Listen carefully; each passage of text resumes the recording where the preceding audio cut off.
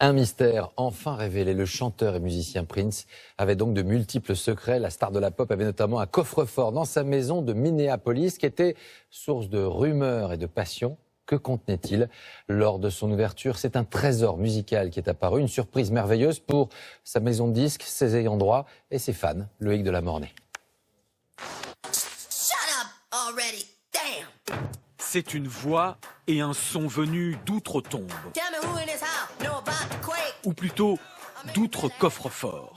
4 ans après la mort de Prince, un coffret exceptionnel vient d'être mis en vente et diffusé sur les plateformes en ligne. De nouvelles chansons, des versions inédites, exhumées d'un endroit légendaire, Paisley Park, la résidence de Prince à Minneapolis, sa ville natale. C'était aussi un complexe de studios d'enregistrement et de scènes de concert. Nous avons contacté l'ancienne ingénieure du son de la star. C'est elle, Susan Rogers, qui un jour a eu l'idée d'un coffre. Parfois, il me demandait à 2 ou 3 heures du matin « Apporte-moi cet enregistrement, cette cassette ». Elles étaient éparpillées dans plein de villes et d'endroits différents. On a donc eu l'idée de construire un coffre-fort au sous-sol, comme dans une banque, avec une grosse manivelle sur la porte, une combinaison compliquée, et on y a mis des étagères et des rangées entières de cassettes. Je sais que Prince en était très fier.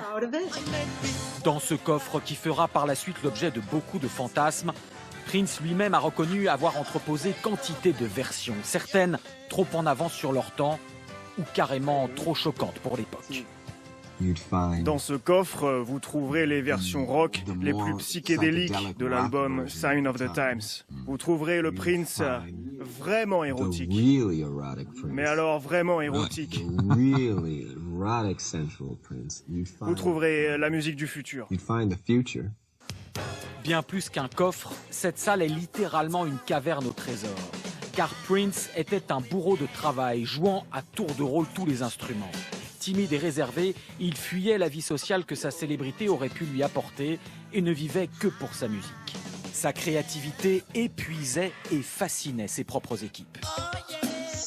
Parfois, on terminait une chanson après 24 heures de travail non-stop, on allait tous partir, et là, il revenait et il disait « Sortez une cassette vierge ».